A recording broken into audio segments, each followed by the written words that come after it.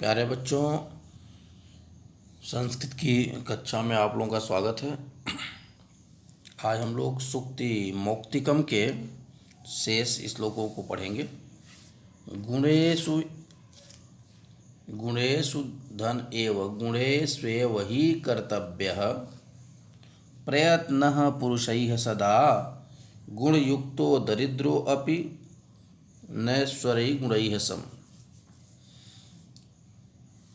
तो कह रहा है कि गुणेषु ही कर्तव्य है, गुणों के समान ही, गुण प्राप्त करने के लिए ही कर्तव्य प्रयत्नम पुरुषैः सदा। पुरुषैः सदा, इसका अन्वय देख लेते हैं। पुरुषैः सदा गुणेषु एव ही प्रयत्न कर्तव्यम। गुणों को प्राप्त करने के लिए हमेशा प्रयत्न करना चाहिए। अर्थात पुरुषों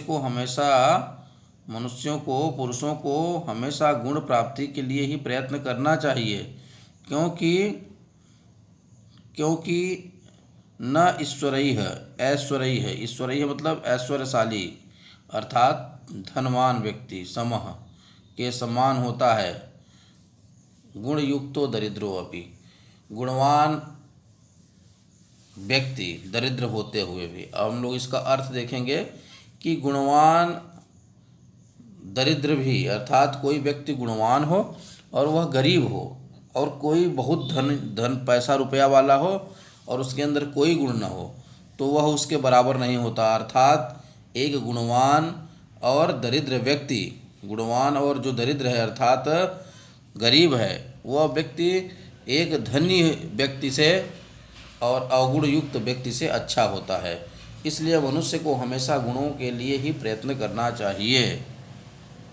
आरंभ गुर्वी क्षैणी क्रमेण लघ्वी पुरा बुद्धिमती च पश्चात दिनस्य पूर्वार्ध परार्ध भिन्ना छायेव मैत्री खल सज्जनानाम। इसमें दुष्टों की मित्रता, दुर्जनों की मित्रता और सज्जनों की मित्रता के बारे में बताया गया है।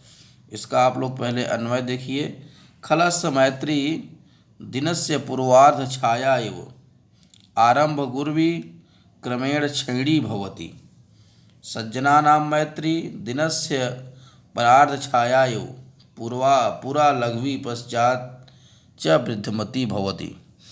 आरंभ गुर्वी मतलब आरंभ में, शुरुआत में लंबी होती है। क्षैणी क्रमेण और धीरे धीरे, क्षैणी मतलब नष्ट होती है, धीरे धीरे खत्म होती है। क्रमेण मतलब क्रम से।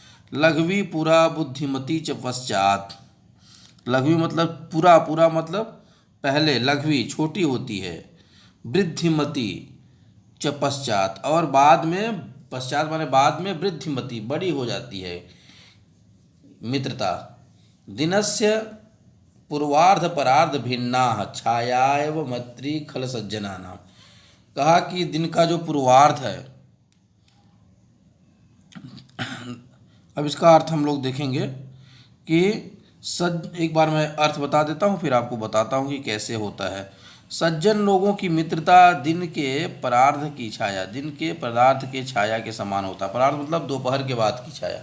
देखिए, आप जब खड़े होते हैं तो दोपहर के बाद आपकी छाया धीरे धीरे लंबी होती है और शाम तक बहुत लंबी हो जाती है। और दुष्टों की मित्रता पूर्वार्ध की छाया के समान होती है।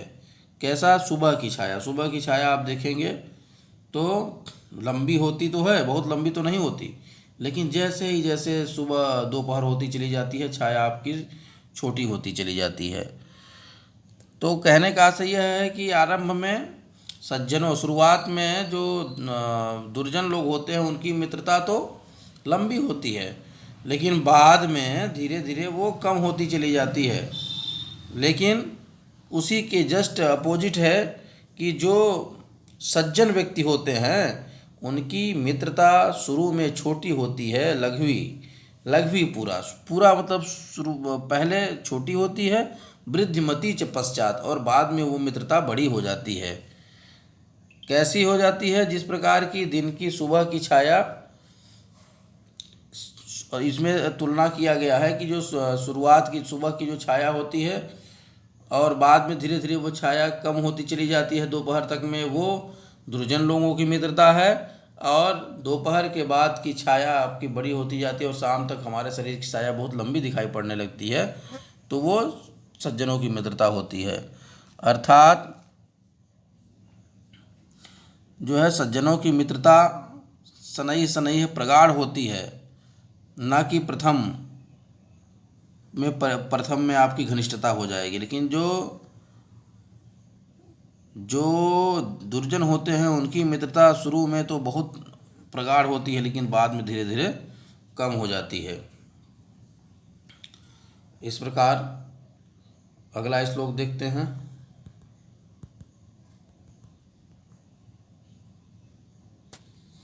यत्रापि कुत्रापि गता भवेयुः हर्षां महीमण्डलमण्डनाय हानिस्तु तेषां हि सरोवराणां येषां मरालयैः सह विप्रयोगः। इस श्लोक में विद्वान व्यक्तियों के बारे में बताया गया है। यत्रापि कुत्रापि, और उनकी तुलना जो है हंस से किया गया है। यत्रापि कुत्रापि गता भवेयुर्हंसा महीमण्डल मंडनाय। इसका अन्वय देखिए कि हंसाः महीमण्डनाय यत्रापि कुत्रापि गता भवेयुः हानिः तु तेषां सरोवराणां भवति येषां मरालैः सह विप्रयोगः भवति। येषां मरालैः सह विप्रयोगः भवति। मैं बताया कि यत्रापि कुत्रापि गता भवेयुः हंसाः महीमण्डनाय, मतलब हंस कहीं भी चला जाए इस पृथ्वी पर, जहाँ पे जाएगा वहीं पे वो सुशोभित होने लगता है, वहीं पे अच्छा दिखता है।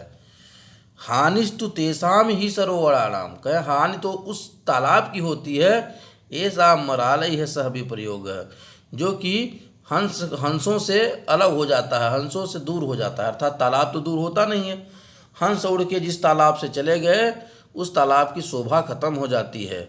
उसी प्रकार से विद्वान व्यक्ति पृथ्वी पर जहाँ कहीं भी जाएगा वहीं पे सुशोभित होगा, वहीं पे उसकी पूजा होगी, वहाँ पे आदर होगा। लेकिन हानि तो उस जगह की होगी जहाँ से विद्वान चले जाएंगे, फिर वहाँ विद्वानों की कमी हो जाएगी। ये भी प्रस्तुत श्लोक भामिनी विलास से लिया गया है। गुणाः गुणज्ञेषु गुणाः भवन्ति ते निर्गुणः प्राप्य भवन्ति दोषाः आस्वाद्यतो याः प्रहवन्ति नद्यः समुद्रमासाद्य भवन्त पेयाः। इसमें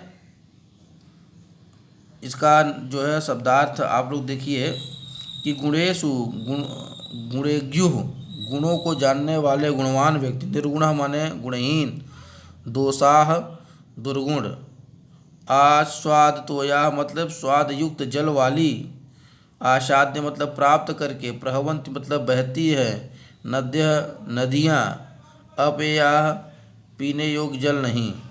इसका सामान्य सा अर्थ देखेंगे आप कि गुण को जानने पहचानने वाले के लिए वास्तव में गुण होते हैं, गुणहीनों के लिए तो वे दोष ही होते हैं। जिस प्रकार से नदियाँ स्वादिष्ट जल के साथ बहती रहती हैं परंतु समुद्र में मिलकर वह भी पीने योग्य नहीं रह जाती हैं। तो इसका आशय यह होता है कि किसी का गुण उसके पहचानने वाले के ऊपर विशिष्ट होता है, जिससे गुणों को पहचान सके। सामर्थ्य जिसमें होता है पहचानने की, उसके लिए गुण दोष समान होते हैं। इसलिए उस उपमा विष्णु शर्मा ने नदी के स्वादिष्ट जल और समुद्र के सत्संग के उपयोग अपेय होने का बताया है। कहा जो गुणवान व्यक्ति होता है वो कहीं भी जाए उसके चरित्र में परिवर्तन नहीं होता है, और जो गुणहीन व्यक्ति होते हैं, तो एक बार फिर से अर्थ देखिए कि गुणों को जानने पहचानने वाले ही वास्तव में गुण को जानते हैं, गुण क्या होता है। गुणहीनों के लिए, जो गुणों को जानते ही नहीं, तो वो दोष ही होता है। आपका गुण भी है वो भी उनको दोष ही दिखेगा। जिस प्रकार से नदियाँ स्वादिष्ट जल के साथ बहती रहती हैं पर समुद्र में मिलकर वह भी पीने योग्य नहीं रह जाती हैं। धन्यवाद छात्रों।